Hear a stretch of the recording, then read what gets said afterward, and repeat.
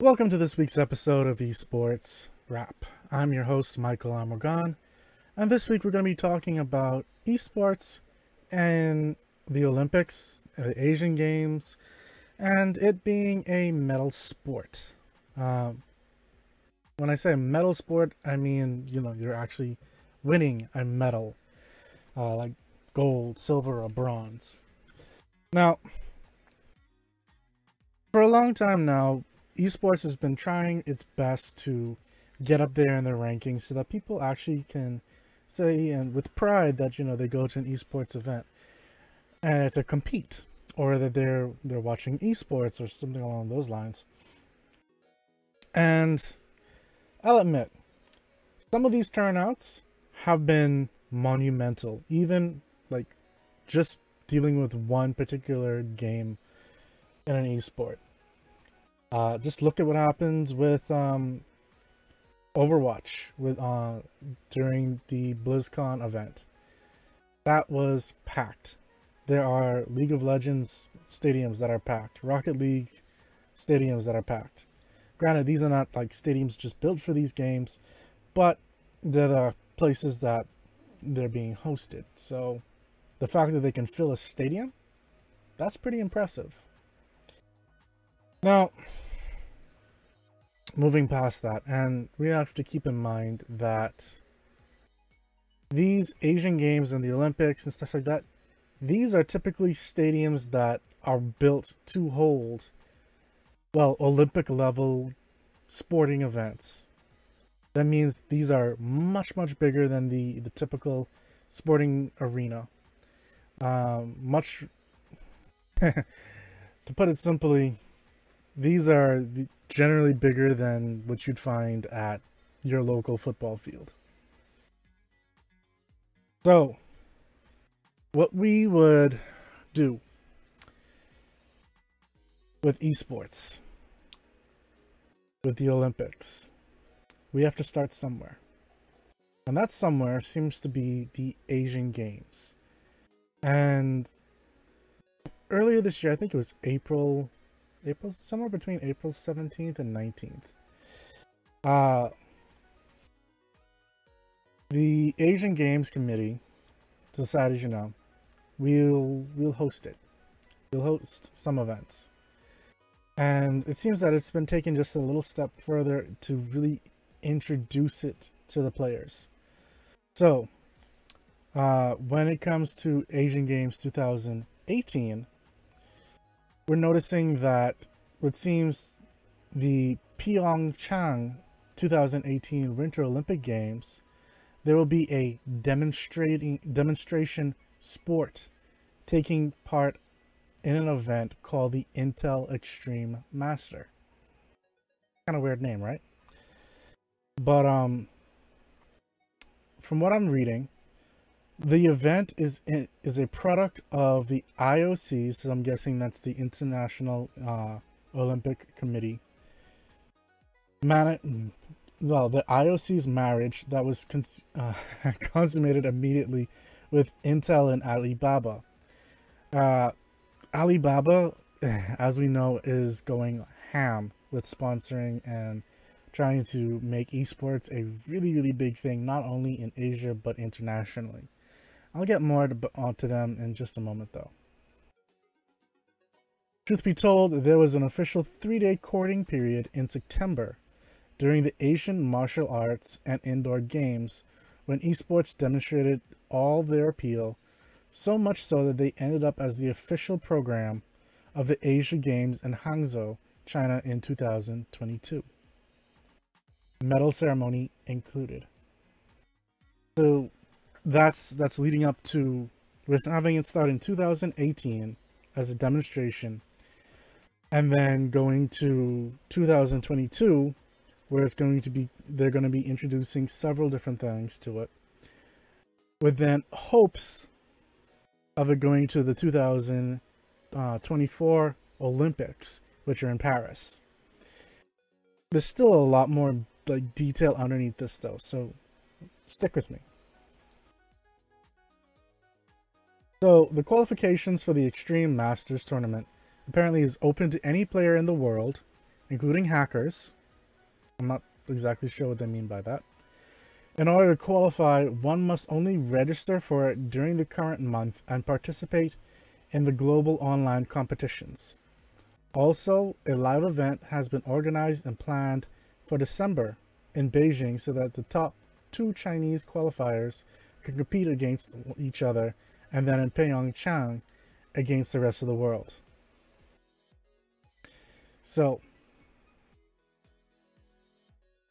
there are some problems that some people are having with it, such as how many federations will have to be founded in order to organize and regulate the numerous e-athletes between the ages of 10 and 90, whose number could quickly reach 1 billion.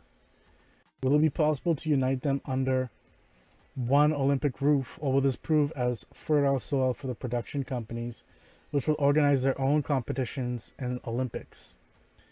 What's going to happen with anti-doping controls? Now, apparently that's already been announced for Pyeongchang.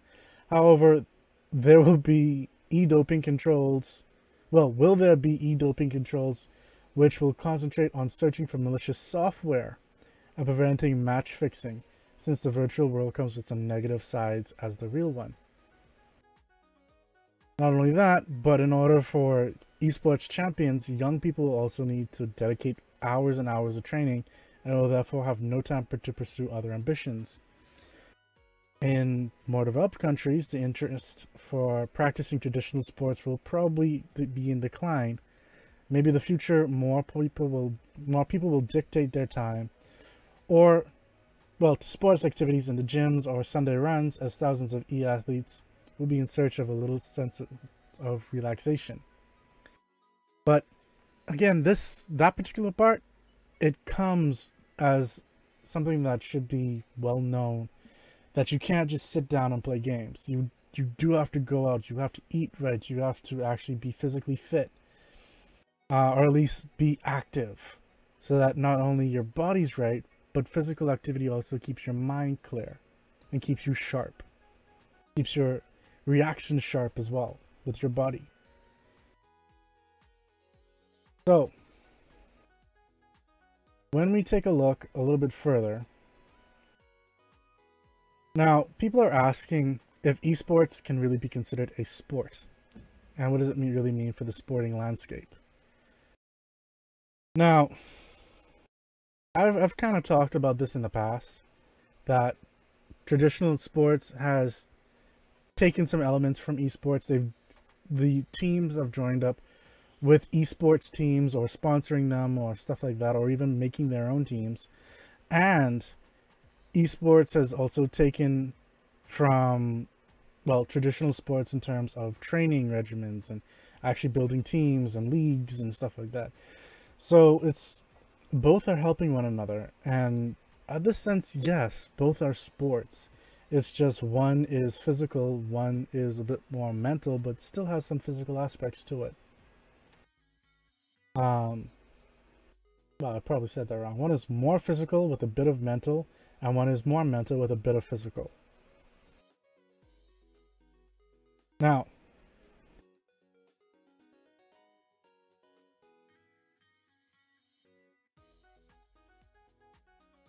a destination in August appeared one step closer when Tony Estegot, co-president of the Paris Olympic Bid Committee, confirmed that he would be discussing the possible inclusion of esports in the 2024 games.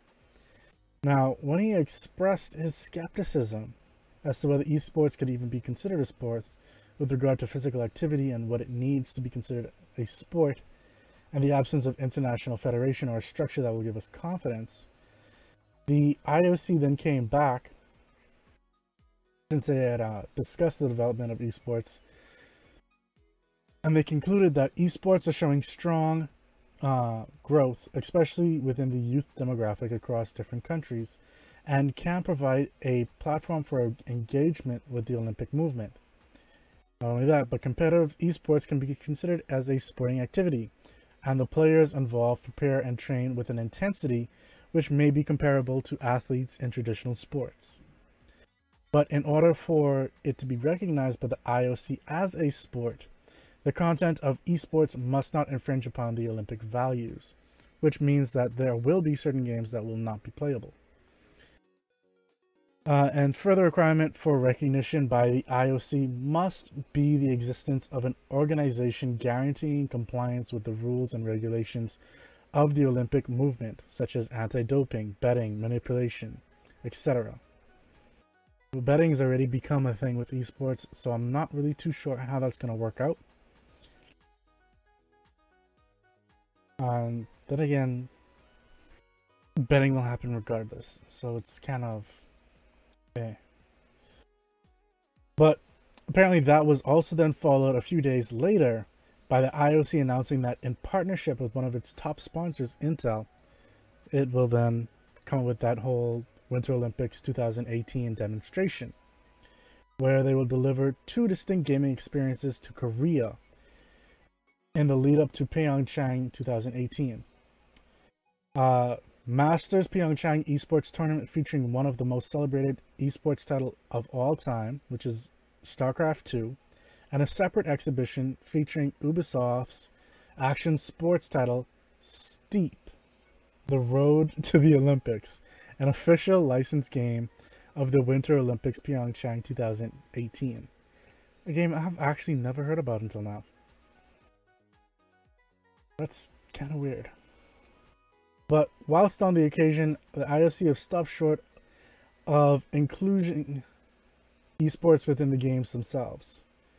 So the managing director, Timo Lume, who's the managing director of IOC Television and Marketing Services, said that following on from the Olympic Summit last week, which was back then, the IOC will now explore esports relationships with the Olympic movement further. This is just the start of an exciting future, and we're interested to see how the experiences will play out. Now, if we move on from that, so again, we now have 2 games being shown off at this demonstration event. It's not going to be a full-fledged event. We then have the 2022 Asian Games, which is where things will really start to pick off. Because not only are we also going to be having something like Battlefront, sorry, not Battlefront. Sorry about that. StarCraft 2, but, well, okay. Here's the actual deal. FIFA 2017 soccer video game is the only one that's actually been confirmed for the 2022 Asian Games. Why is the 2017 one and not the 2018 one?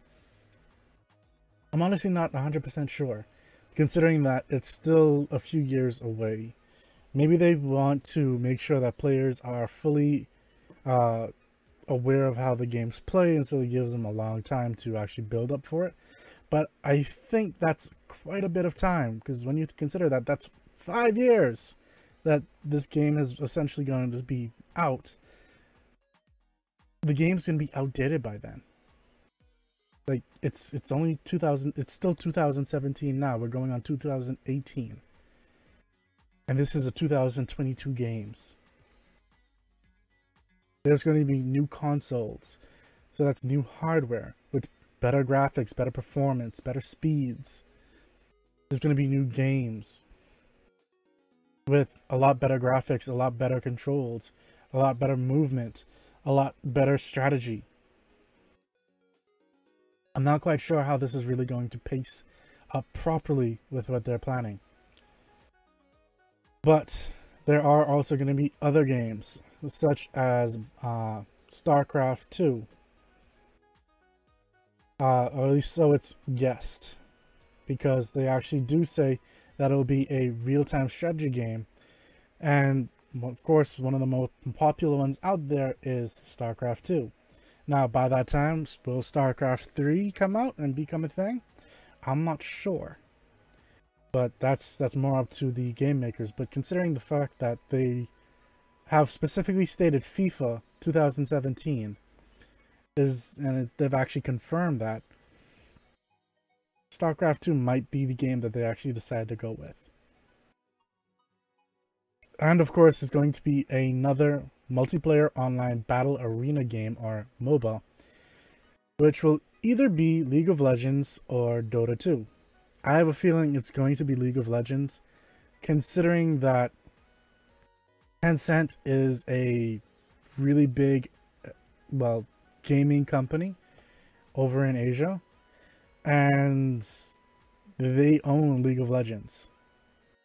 Well, Dota 2, I don't really think so. So, it's going to be much like the Pan American Games, where the Asian Games is a multi-sport competition, and the Asian Games is actually touted as second only to the Olympics in terms of pure size. For example, there were 10,000 athletes that participated in the most recent Asian Games in 2014.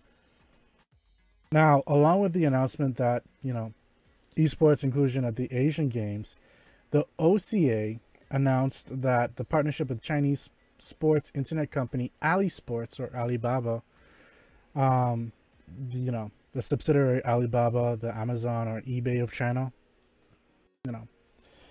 that Alibaba is essentially going to sponsor the event. And last year, AliSports invested $150 million into the International Sports Federation, a South Korean organization that submitted a request for esports consideration into the International Olympic Committee.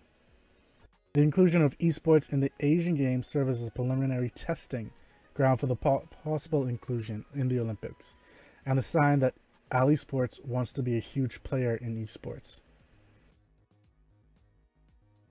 So, moving on from that, we also have found that there are two websites that have been made: eolympics2024.com and esportolympic.org.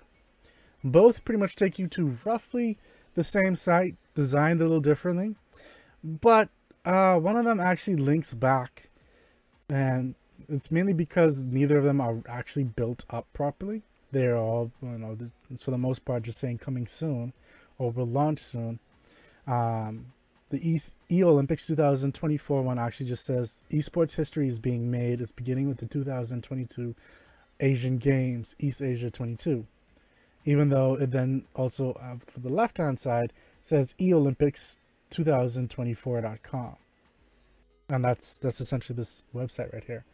So it seems that the same group of people that are going to be pushing the Asian Games for 2022 are also going to try push it for the Olympics in 2024.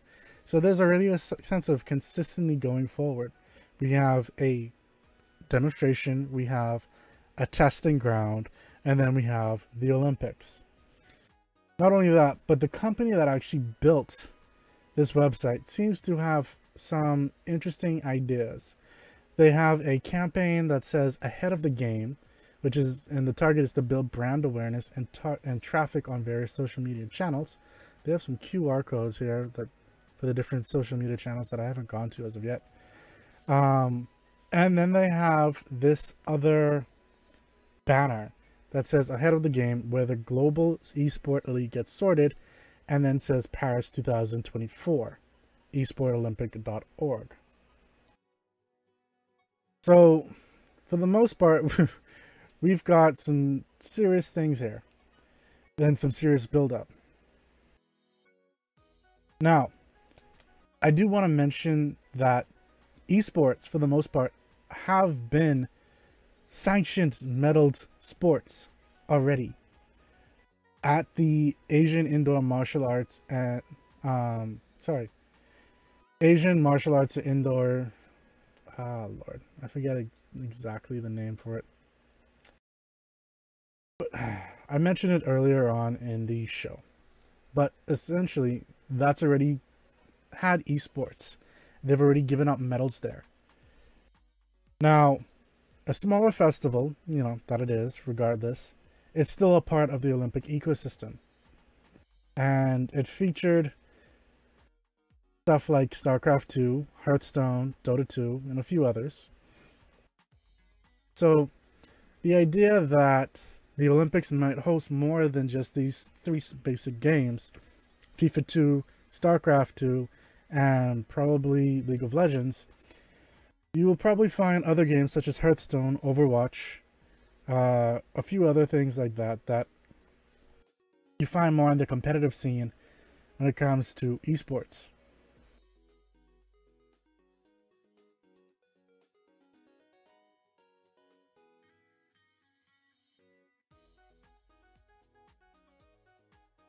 Now, the reason why that the Olympics might want to do this is because they, if you haven't noticed it by now, they mention the youth quite a bit.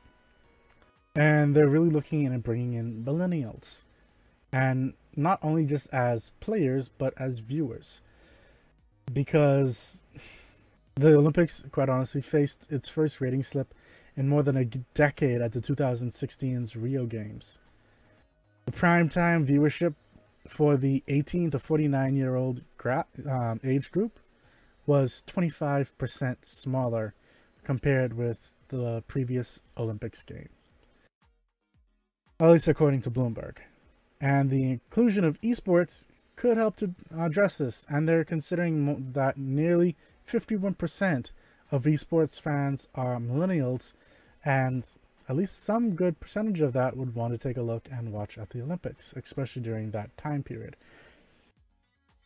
Now, they've already added games such as basketball, 3-on-3 basketball at that, freestyle BMX, there's obviously skateboarding now, and other things like that, which weren't original Olympic games. So they're not adverse to adding things. It's just making sure that they adhere cohesively to their statements. Now, people are looking at this as esports now having a look at becoming validated. That, you know, it's now a legitimate mainstream sport. It's no longer something you have to hide behind and like worry that, you know, your parents are going to browbeat you saying that, you know, why aren't you going out and playing baseball or basketball or soccer or something like that, with the hopes of you becoming an athlete and getting scholarships and stuff like that, where, you know, if this becomes an actual sport and on the Olympic level, you will find a lot more places doing very similar things that they would do for sports with esports. But then this still leads to one main thing. You need a central governing body for these esports events.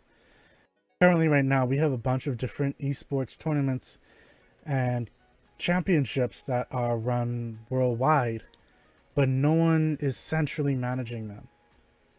Only really and truly either the people that are running the tournaments or the companies that are building the games to run them.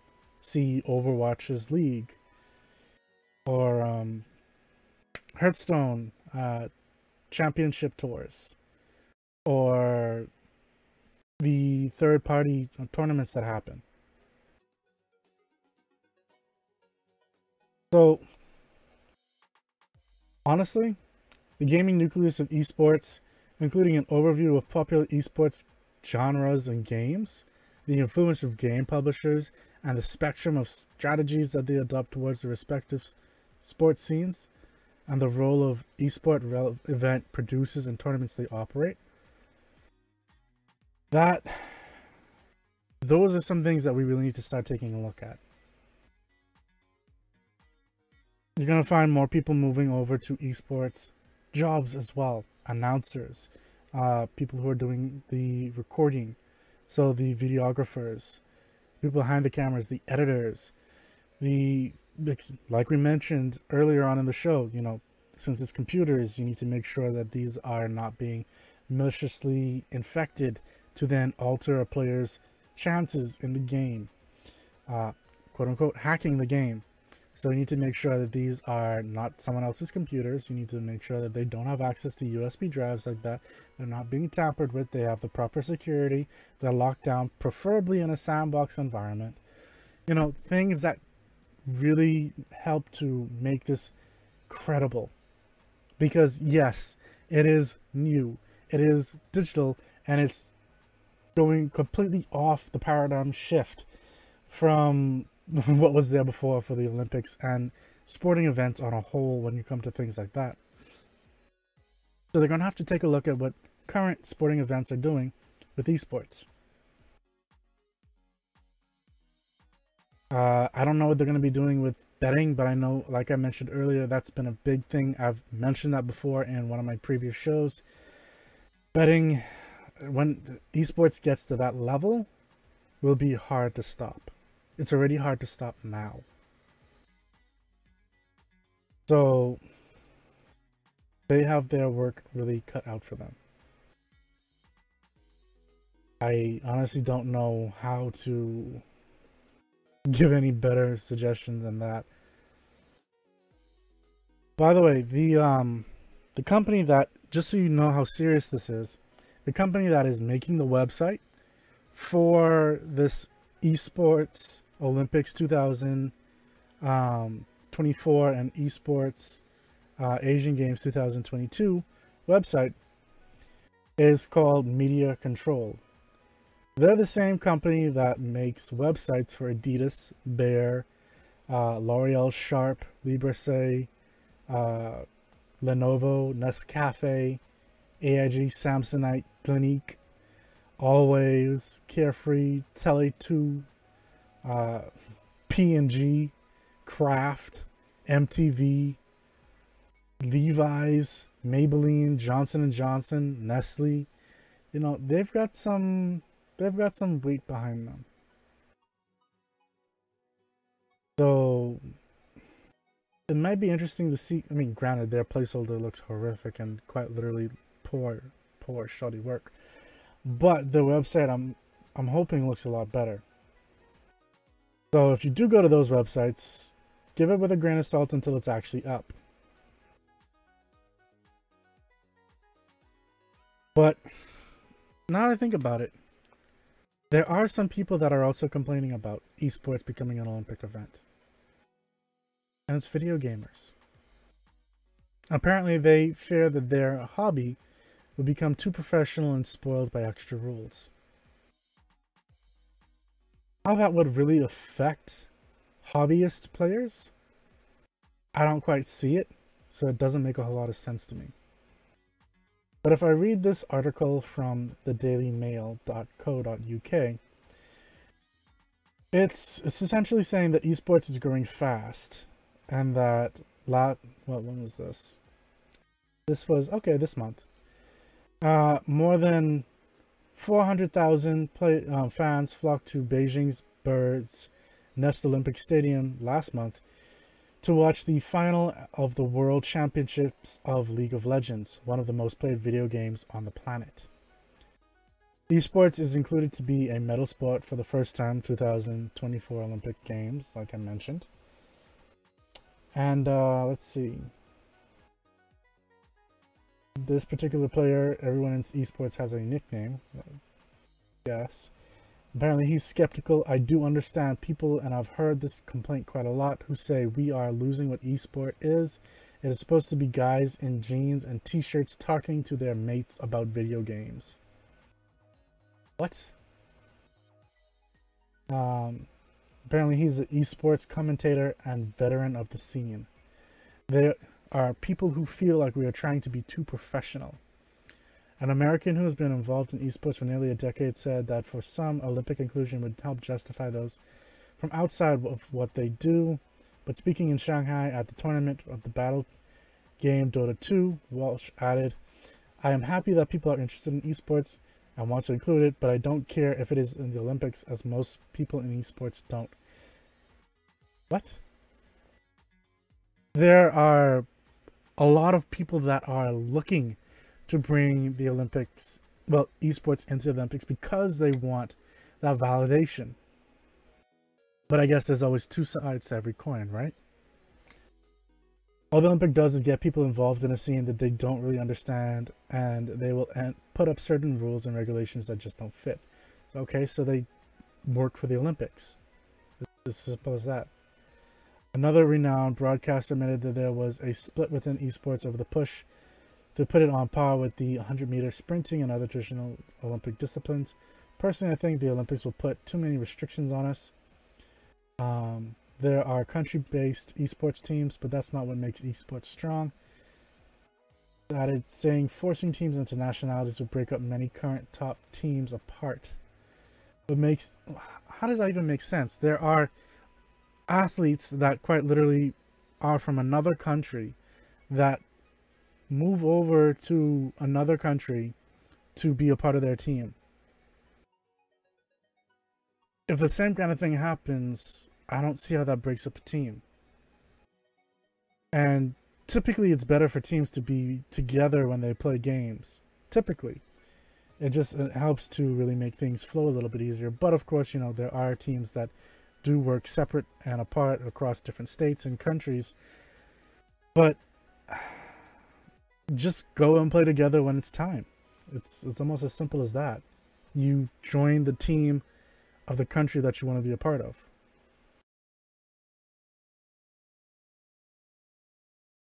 Now, what makes esports really strong is the fact that you take a blend of multiple regions and you put them into one team. Though typically I find that Asians tend to stick together, so I'm not quite sure about that one. China's LGD Gaming are a major force in professional esports with about 100 players, and most of them Chinese.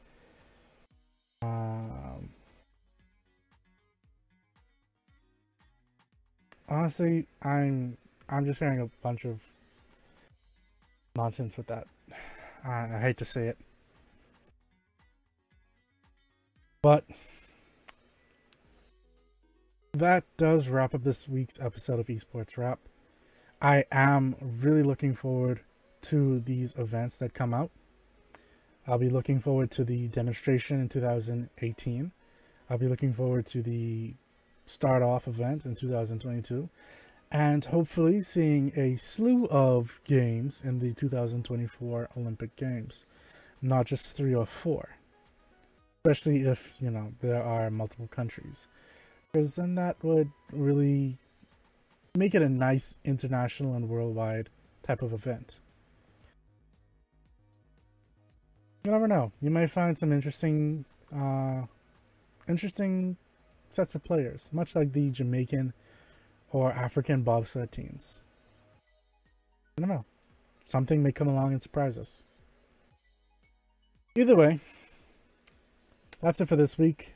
Thank you for watching. Don't forget that Tech Talk is live this coming Thursday, 6:30 p.m. Eastern Standard Time.